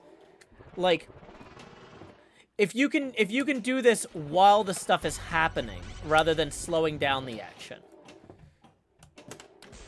Like, Drax is a good example of somebody having misunderstandings, but it's not a good example of avoiding slowing down the action.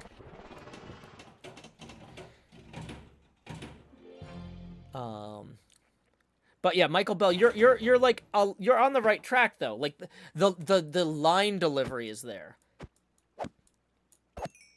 That would be a good example to look through or look to.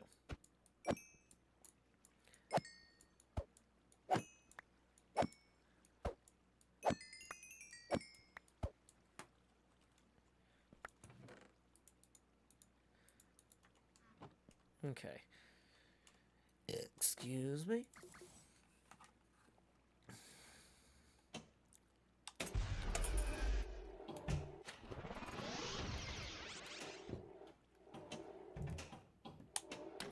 Uh-oh. That is too much spin on it. We need to trap that ball.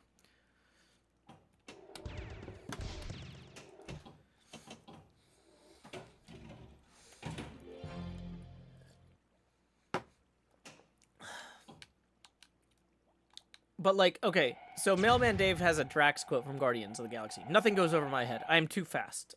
I would catch it. So, like, a counterexample would be,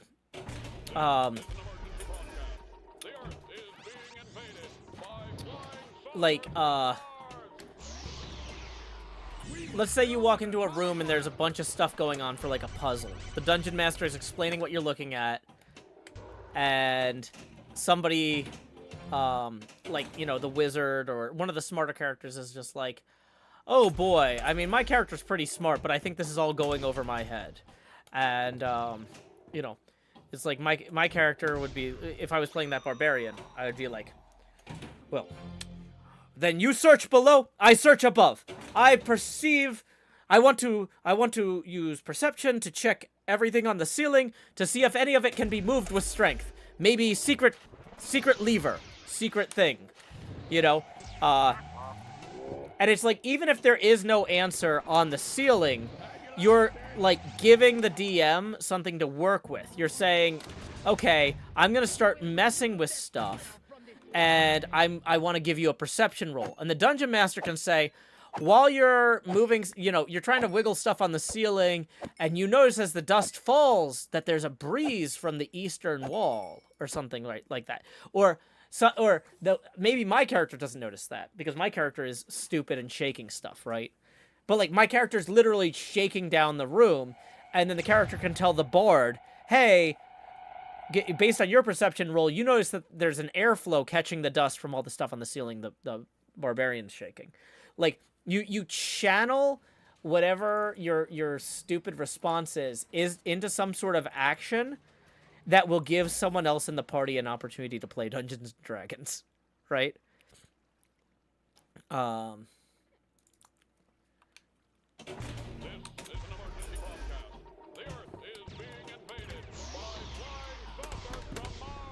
Welcome, Chloe, the Great and Powerful. Hope you're having a fantastic evening.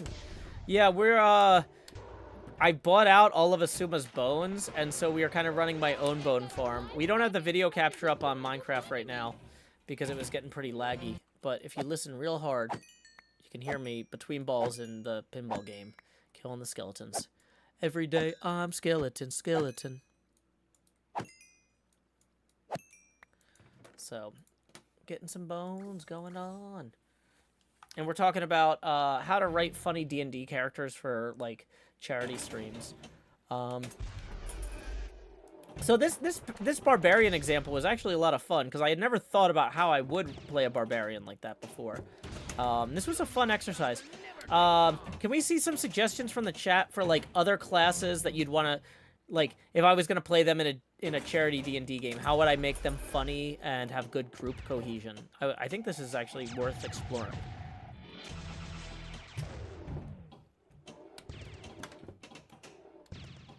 Ah, dang it, I didn't catch him. Space Demon says, I was wondering what species to make him. I was thinking a Minotaur, because I think I could do some bits with that. Honestly, like, anything exotic, you can always do cultural misunderstanding as a source of humor. Salem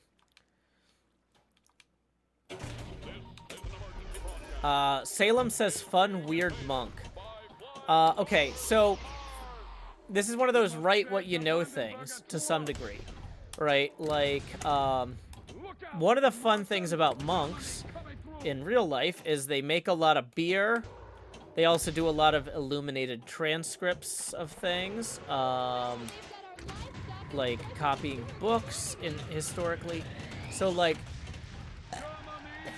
I would probably, if I was going to play a monk, I would probably have it be something like he's on some sort of, you know, he's on some sort of mission or whatever for the Abbey, like, traveling with the idea is, you know, his Abbey produces a bunch of beer, and it's his job to, he's trying to travel to meet with, inns or something like that that might want to buy kegs, right? Because they have a lot more monks coming in, their manpower's up, their production's up. So in order to help keep the Abbey afloat, he's been sent outside beyond the walls. He doesn't get outside beyond the walls very often, but he's been sent out to go to a bunch of taverns and sell them beer. Now, he's going to get drawn into whatever adventure the DM has for him, but I feel like as a character motivation for a monk, beer salesman, regional beer distribution manager is kind of a funny setup. I feel like, you know, that opens up something for him to have in common with some of the other characters. But yeah, having the monk not be, like, it's like, you know, the monk is not necessarily a stuffy person, but they're not necessarily, like, a scholar. It's like they spend all day working. Like, they have, you know, a life of, you know, 8 hours of work a day, 8 hours of prayer a day, 8 hours of sleep a day, you know? And, I feel like that's and now, you know, they're going out into the world to do a different kind of mission for the Abbey, for the monastery. I think that's a cool thing. And it's like, they could miss it. They could be, like, just straight up struggling, like, you know, I should have been, you know, helping the other brothers work with this right now. It's this time of day, we always take a break for lunch, you know, like, very, like, you know, he was part of a community, and he's sent out on a mission to help that community, and like, he's trying to connect with this group of travelers and make them a new community, but he also knows they'll never truly be his brothers in that way, right? Like, I feel like you can have him be someone who's there to be understanding and encouraging to the other characters because he's mentored young monks in the past. It's because he's one of the more senior monks that he's being trusted to go out on this mission, even though he hasn't been out in the world for 40 years. So I also love the idea, too, that, like, you know, another movie we just watched in our film club was Shawshank Redemption. And the character of Brooks talks about how, like, he saw an automobile once when he was a child. He went to jail in 1905, and he gets out of jail in, like, 1959, right? And he's just like, there's automobiles everywhere. When did the world get into such a hurry? I love the idea that this monk is just constantly, like, shocked by all the newfangled D&D technology. Like, you know, sending stones and all this other stuff, like, because they wouldn't have any of that stuff at the monastery. All these magical artifacts and things like that, like, you know, like, you know, printing presses are still rare. Oh, we're still transcribing. We're hand labeling. We've been thinking about getting a press to make labels for the kegs, but, you know, half of our tavern owners can't read anyway that we're selling to, so who cares? You know, like there's this idea that he's just, like, the idea of writing a character who's, like, a 50-year-old monk who hasn't lived on the outside for, like, 35 years. What does that look like in D&D? I don't know, but I think that could be a funny thing where, like, you know, other characters have these magical items and they've never seen anything like it. They're just like, what? What is that? Where did that come from? Okay, when I was a kid, we had these, but they were nothing like those, right? Like, that's a fun, you know, you lean into the cloistered nature without, you give the character a reason to be excited to talk to the people around them, right? That's, I think, the heart of it. This guy is an outsider to the modern world, but he's not terrified of this new stuff. He's excited by it. He's amazed at his own ignorance. He has been trying to seek a essential, eternal truth, communing with his God, with the other monks in their cloister, in their monastery. But he doesn't know all of these other things, right? And Nola says you could also be the D&D equivalent of Amish and refuse to use certain technology. You can, but I will say, like, anytime your character is refusing things, you got to be really careful about that, because that can slow the game down. That can slow the game down, and your goal is to keep the game going. Chloe the Great and Powerful says, guy who's accidentally here is one of the funniest tropes. Yeah, there's all sorts of ways, too. Like, that was the thing, like, one of the reasons I love the sorcerer character I played, Handleton Beestinger, because he's just like, oh, I guess we're doing this now. Like, oh, I had a job doing this before, and now I have a job doing whatever we're doing. So, you know, that's exciting. I think it's important to, you know, get to know your coworkers. So I told you my name, and I didn't write down yours, but hopefully, you know, in the long term, I'll eventually retain that information. Yeah, like, you can do a lot based on Discworld. Discworld is smart. I'm not necessarily trying to just rip off Discworld because, like, I'm a professional, but if you're just doing this for fun with your friends and not, like, trying to maintain, like, levels of professional quality for a charity stream, yeah, you can do that. I'm not being sarcastic. Like, I'm saying you can get a lot of mileage out of Discworld if it's just you and your friends. But I would feel like I was letting down the audience if I showed up with something that was, like, straight out of Discworld for a charity event. Like, people want to see that Joe Hill spin, you know? Like, that's part of why I'm invited as a guest, you know?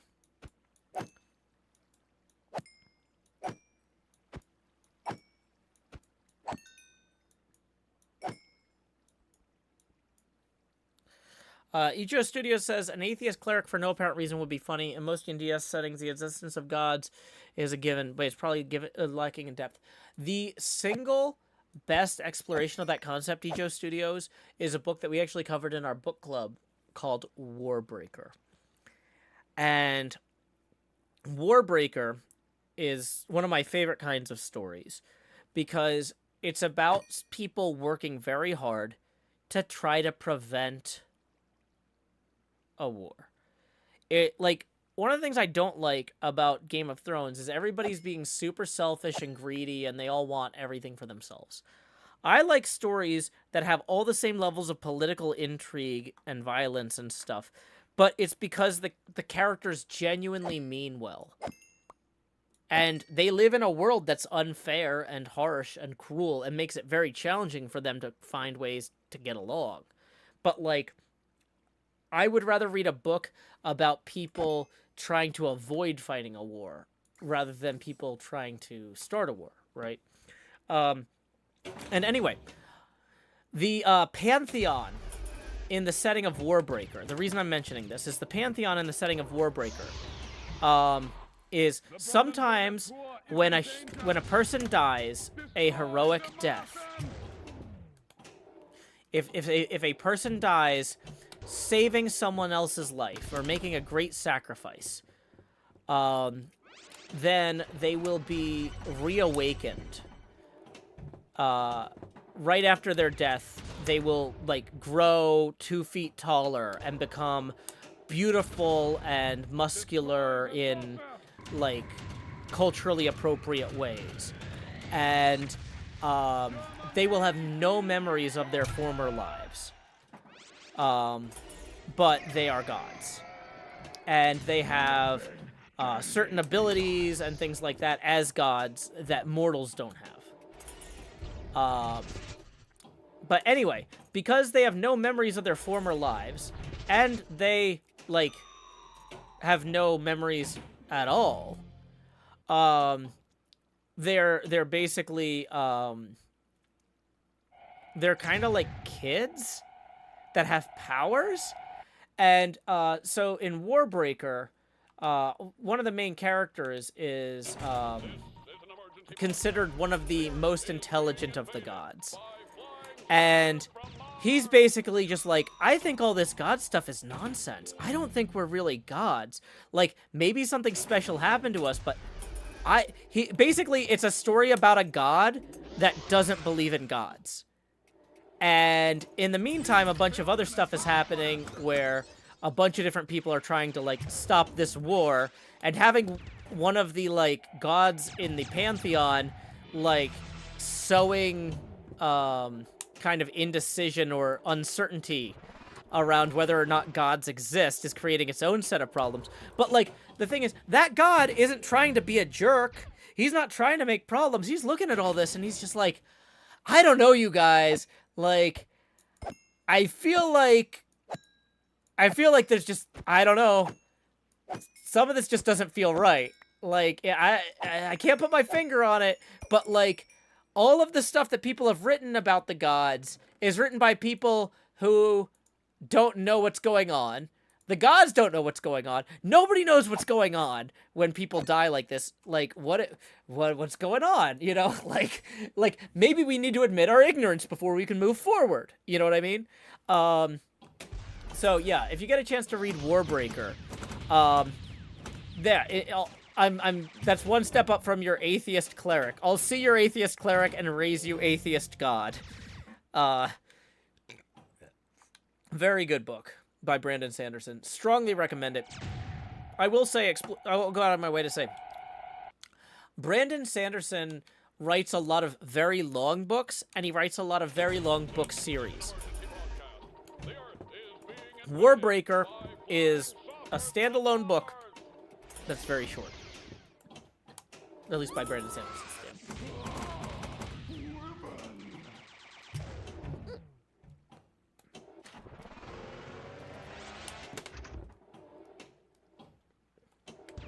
You cannot defeat our force field. Not the force field. Centauratron says, would a vampiric lycanthrope be doable in D&D, like half vampire, half werewolf? I don't know. That's a different question. Asking me about D&D rules, I can talk to you about, like, the theory of creating fun characters, because, like, I'm a professional collaborator, right? I play on HermitCraft, I do fun stuff with my friends. Minecraft was on the left, but we had to black it out because OBS was, like, having trouble with the 2 video feeds. Which is why it's not on the left anymore. Nola says, I once DM'd a game. One of my players played literally Paul Blart Mall Cop. He was a paladin who said his last job was guarding the bazaar. A paladin of Ma'al. Yeah, that's nice. Yeah, so my sorcerer character, his backstory is that he was a caravan guard. And so, like, you know, before he was an adventurer, he traveled around just, you know, guarding caravans full of fish on their way from the ocean to, like, inland. And so his sorcerer spells are all things for either, like, raising the alarm if the caravan's under attack, like, you know, shooting off fireworks in the air and making loud noises, or for keeping things cold, like, you know, making ice to put the fish in to keep them cold, that sort of thing. But yeah, I really like having themed spell lists too, where it's like, okay, all of this character's spells are the absolute best spells for something that we are not doing today. These made sense when he was a caravan guard for the fish caravan, but boy, these are not the best spells for whatever we're doing this week. Womp womp. But it's for fun, you know?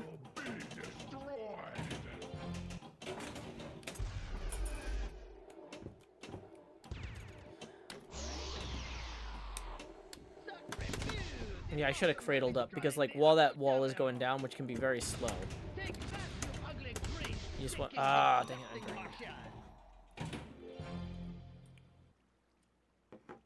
agree. I mean, as a character, you could do a half vampire, half werewolf. You just gotta figure out what's funny about that. Destroy this saucer!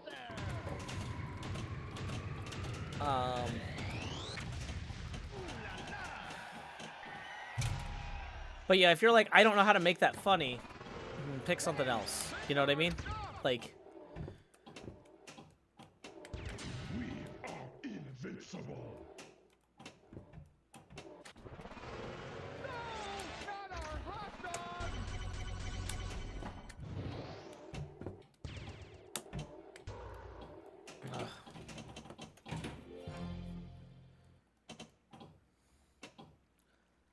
Whew. Okay. Well, I think I'm going to wrap up for tonight here, because I've been streaming a lot today. But this has been so much fun. Thanks again to everybody who showed up at No Quarter for the Hangout earlier. Thanks to everybody who showed up for the Behind the Curtain Correspondence and Coffee stream earlier this morning. And to everybody who showed up for HHH with Cleo and Cub today. We built a TCG scoreboard. Let's go ahead and actually exit our thing here in Pinball FX. Oh, I forgot to look at the leaderboards, just in case anybody else competed. 7 people competed while we were there. Lakshmi13 jumped in, and Cosmic Goddess increased their score as well. Toxic Litter still staying at the top there with 3.6 billion. That's a decent score. Not insurmountable. Not a safe score for this table. This is a very high scoring table. So I'm excited to see other folks jumping in on that. Once again, if you would like to join the Patreon and join in these weekly pinball tournaments, $5 gets you on the Discord, $10 a month gets you on the Minecraft servers, patreon.com/JoeHills. I am going to be streaming tomorrow morning a vampire game called V Rising with my beloved betrothed Badger Spanner. I'm going to be streaming in the afternoon with Cub Fan, Cleo, and more for the TCG Tuesdays. So we'll get some HermitCraft in. It should be a great time. Thank y'all again for joining me. I can't really rate anyone because we're on YouTube instead of Twitch. But until next time, y'all, this is Joe Hills from Nashville, Tennessee. Keep adventuring. Whoa, what was that? It sounded like a creeper. It's fine. We're ending the stream.